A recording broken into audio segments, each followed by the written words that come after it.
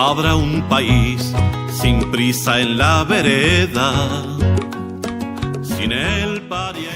Estuvimos por varios años trabajando juntos en la República y me acordás de cuando vino la aparición de Internet, las primeras computadoras, y por cierto, el otro día escuchaba un titular justamente de la 36, donde este gobierno ha hecho de la información pública una información confidencial.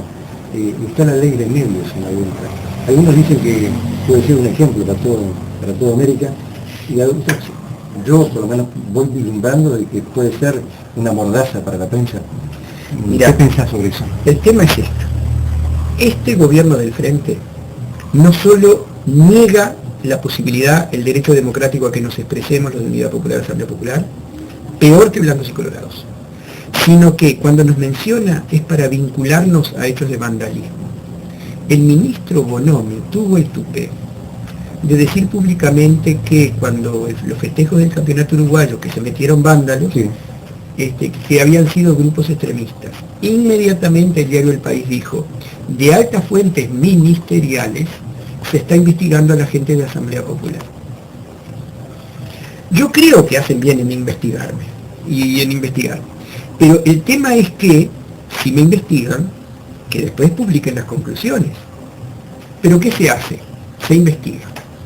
Después no se dice nada. Uh-huh. Entonces la cosa queda ahí rondando. Después vienen las eliminatorias, después yo voy a Cortina o voy a... Dice, pero este no es el que dijo el ministro Bonomi que tiraban piedras. Entonces la insidia es tan brutal contra nosotros que realmente yo de este gobierno espero cualquier cosa. ¿Así? Yo no digo que este sea un gobierno fascista, porque si este fuera un gobierno fascista no podría estar hablando contigo. Sí. Yo digo que tiene tendencia a un brutal autoritarismo y a una soberbia que la va a pagar cara. Estuviste viviendo al lado de la Teja, y eso es Sí. una de las cosas que el otro día quería preguntarte, porque hablaste de una especie de falla, de lo que era la vida en el Club Arbolito o en el barrio de Tabaré Vázquez. ¿Cuál era la farsa? Cuando yo volví, yo estuve muchos años fuera del país, a mí me sirvió muchísimo, yo trabajé mucho en áreas indígenas para la cooperación canadiense, y cuando yo volví al país, muy desubicado, con mucha esperanza, asume el doctor Sanguinetti en 1985, yo alquilé en Heredia y Berindoabe. Y ahí yo conocí el corazón de La Teja, vi moverse mucho. La Teja era un barrio en ese momento 100% frente amplista. Y yo veía algunas señales que realmente me preocupaban.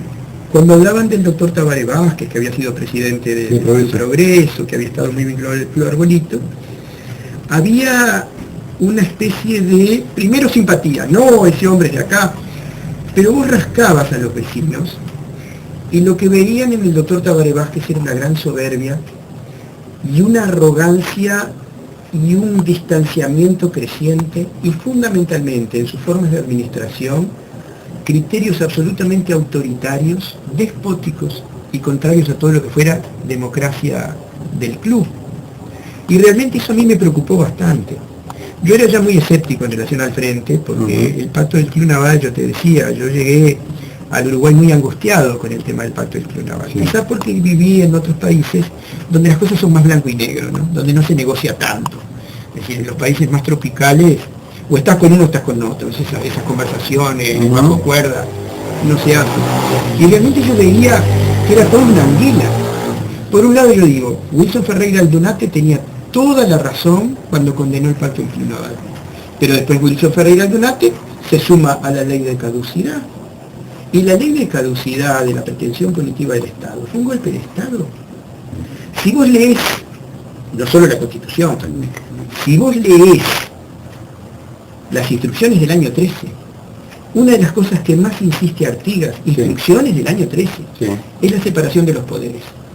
Que el legislativo no se meta con el judicial, que el judicial no se meta con el ejecutivo. ¿Y qué es la ley de caducidad? Un poder del Estado, el Parlamento, diciéndole a otro poder del Estado, a este podés juzgar y a este no. Es un golpe de Estado. Y sin embargo, Wilson Ferreira Aldunate, que yo dije, bueno, por fin alguien que dice la verdad en el pacto del Club Naval, se pone a apoyar la ley de caducidad. Realmente yo, que quería ser muy objetivo, porque yo digo, tengo que estar con mucha humildad, acá la gente luchó y yo estuve afuera, me estuve rascándome, Sí. estuve haciendo lo que me pareció correcto, pero no viví todo ese proceso de resistencia de los años 83, 79, yo vine con mucho respeto a tratar de entender de nuevo a mi pueblo. Y sin embargo yo lo que veía es que los dirigentes escupían sobre la gente. Y que cuando realmente se había creado el PIT-CNT y se habían creado instituciones nuevas, venían viejos dirigentes, que yo los había visto en el exilio, corruptos, a copar al PIT-CNT por el derecho de haber estado en el exilio, sin hacer nada más que vivir bien y viajar mucho, y nombrar a los desaparecidos cuyos nombres no recordaban. Porque yo hay cosas que no puedo hablar, lo que pasó en la cárcel, como yo esto por oído y no me corresponde éticamente hablar.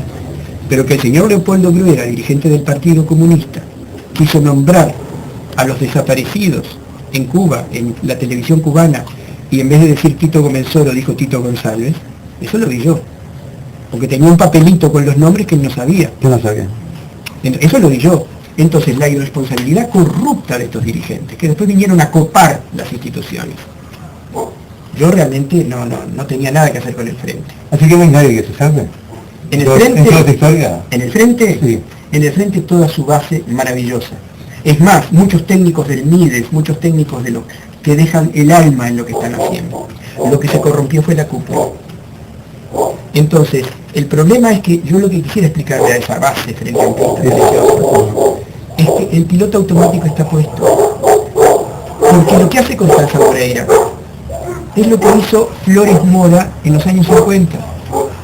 Luisito se estaba desprestigiando, Luisito Valle, el papá de Jorge Valle, se estaba desprestigiando el Partido Colorado. Entonces aparece una persona que dice, conmigo volvemos a los viejos ideales del vallismo, y acumulan votos por Rafael Elena. Es Constanza Moreira, esa gente de Tabaré. Entonces yo lo que quisiera decirle a esa militancia frente amplista, que yo respeto profundamente porque ha dejado el alma en la militancia, es que ya no hay arreglo. Cuando el Frente Amplio llega al gobierno, desgraciadamente su cúpula había hecho conversaciones ya de total claudicación y de entrega de los principios. Eso se vio claramente cuando Tabaré designa en Washington a su ministro de Economía. Y cuando la primera medida que debate el Parlamento tiene que ver con el Tratado de Protección de Inversiones con Estados Unidos. Yo me acuerdo que yo estaba oyendo la radio oficial esa noche, esa madrugada, y no lo podía creer, es decir, lo que pasaba, ¿no? Es decir, la gente, la bancada del Frente unánimemente votando el Tratado de Protección de Inversiones con Estados Unidos. Y recuerdo un diputado joven, un diputado blanco, que no recuerdo el nombre, que dice, yo le voy a hacer una pregunta a mis colegas tupamaros. No porque votan la ley de protección de inversiones, porque a mí también me parece bien. Le quiero hacer otra pregunta. ¿Para qué mataron? Entonces Nora Castro, que estaba diciendo, gracias señor diputado, tiene la palabra el señor diputado. Nadie contestó. Porque realmente el tema es que los dirigentes del MLN convocaron a muchísima joven que murió nombrándolos con el nombre de ellos en sus labios, gente que murió y que estropeó su vida por un ideal. Sí, acá hubo un caso muy patético, que yo le pregunté, al otro día de Galanta, ¿vale? ¿Qué iba a pasar con ella, no? Y bueno, y no pasó nada. Siguió la misma vida de pobre, y yo le dije después al tiempo si ella se había arrepentido, y me dijo que sí. Entonces el problema es esto, si dirigentes, hombres de 60 años largos, que cuando eran jóvenes, más jóvenes, convocaron un montón de muchachadas a una lucha. Si hoy piensan distinto, el decoro los obliga a irse a su casa. No pueden darle una vuelta de 180 grados y seguir gobernando. No, y lo otro como profesor, dando una clase. ¿Te animarías a decirle a tus alumnos de que tuvieran ideales en el futuro? Con este tipo de experiencias, ¿no? Claro. ¿Te cuesta? Entonces yo, lo que pasa que quizá a mí lo que me salvó el optimismo es que conocí en otros países gente que con poder, conocí muchos corruptos, pero gente con poder que no se corrompe. Y además me salva también el conocer mi propia historia. Yo recuerdo las cartas de Aparicio Saravia a su hermano Colorado, Sí. donde le dice sobre la dignidad del gobernar. Yo recuerdo la pureza de un Leandro Gómez que empañó su ropa para conseguir una espada y donarla y yo recuerdo la integridad de alguna gente ballista, como Grauer, que murió peleando contra la dictadura, o Baltasar Brum, porque dicen Baltasar Brum se suicidó. No, Baltasar Brum se tiroteó con la policía de Terra y dijo, el último tiro es para mí, yo no caigo vivo. Pero eso no es suicidarse. Y estos son ballistas. O la pureza de Rodó, hablando de los valores que tiene que tener la educación. Que hoy hablamos de la XO, pero nos olvidamos de los valores. Entonces, yo digo, no, este país merece otra cosa.